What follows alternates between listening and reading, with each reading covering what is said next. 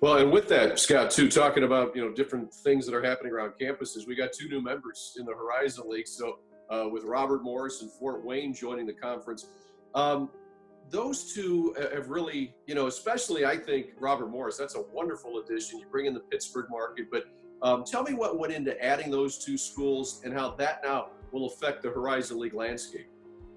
Yeah, last fall, the Horizon League invited Purdue Fort Wayne after considering their membership and all that they bring to the table.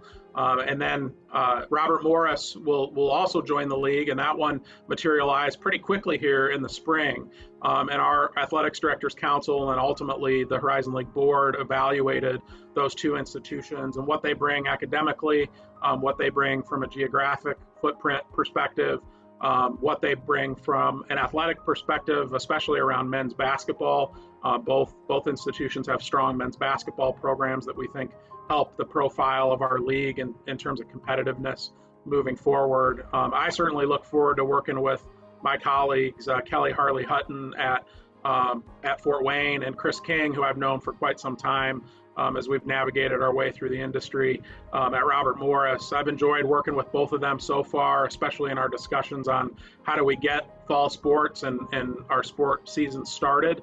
A lot of good work has gone in by all of the ADs across the conference in light of the pandemic, and our league is stronger with those two institutions as part of the conference. So we're looking forward to visiting their campuses and welcoming them to Cleveland in the near future. As far as travel partners go, Scott, that changes things up quite a bit. Robert Morris and Youngstown State are natural travel partners, but so is Cleveland State and Youngstown State. As far as Fort Wayne goes, they almost seem a natural with either Detroit or Oakland or IUPUI. So now that kind of it changes things.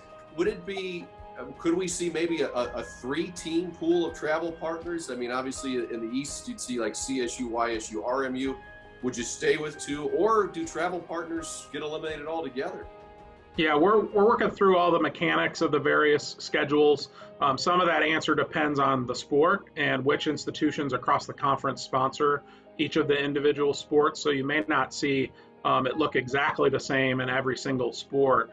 We're working on men's and women's basketball schedules now. I think we've landed on a good place at the moment for 2020-21 in terms of scheduling. I don't know that that's what it'll look like moving forward. Obviously, the late addition of Robert Morris, as well as the pandemic situation, probably leads us to just a one-year window of what the calendars will look like for these sports, and then we'll really put some thought into sort of strategically what that should look like across the league moving forward. So we look forward to continuing to participate in that discussion. But ultimately, for us, in most of our sports, they're really good opponents that aren't that far away that we are playing in some of our sports already. So there's familiarity, and we welcome the competitive challenge of taking that on here in the near future.